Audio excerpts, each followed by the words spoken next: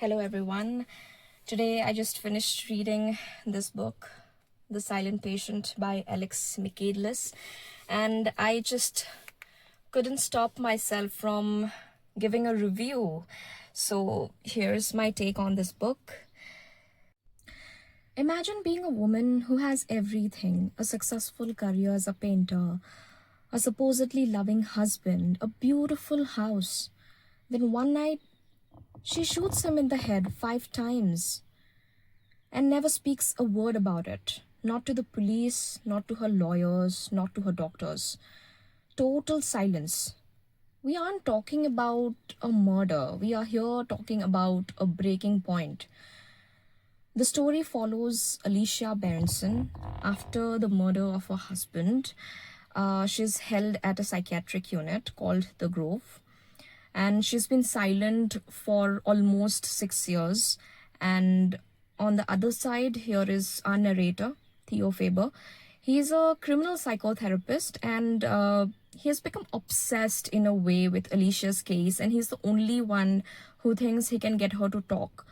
So now the book alternates between Theo's perspective in the present and Alicia's old diary entries leading up to the murder. The chapters are actually short and punchy.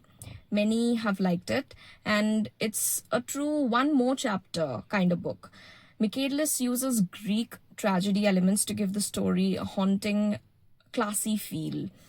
The psychological depth is fascinating. You're constantly questioning Theo's motives just as much you're trying to figure out Alicia's silence.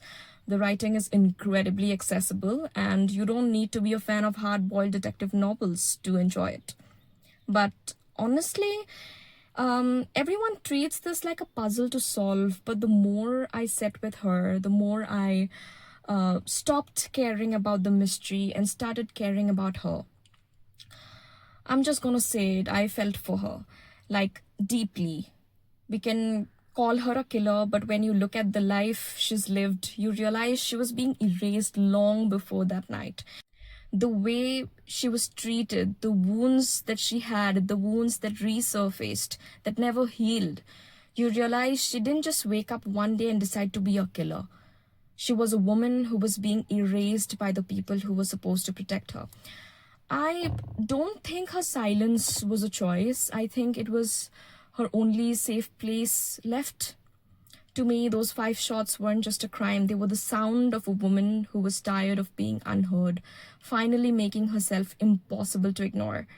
Everyone was just so obsessed with why she didn't speak after the murder, but I think she stopped speaking long before she ever picked up that gun. She was silenced by her past, silenced by her family, and eventually silenced by the only person she trusted the most in the world. Now the big question, the twist. Without giving away much, I would just say that it's polarizing.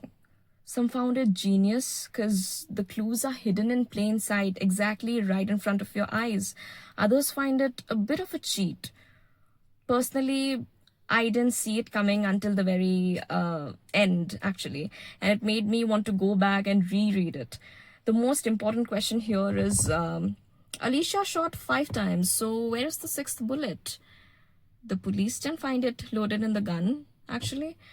The book is a 4 out of 5 for me because of how much I felt for Alicia's brokenness. It's haunting, it's tragic, and it's a perfect pick if you want a story that stays with you.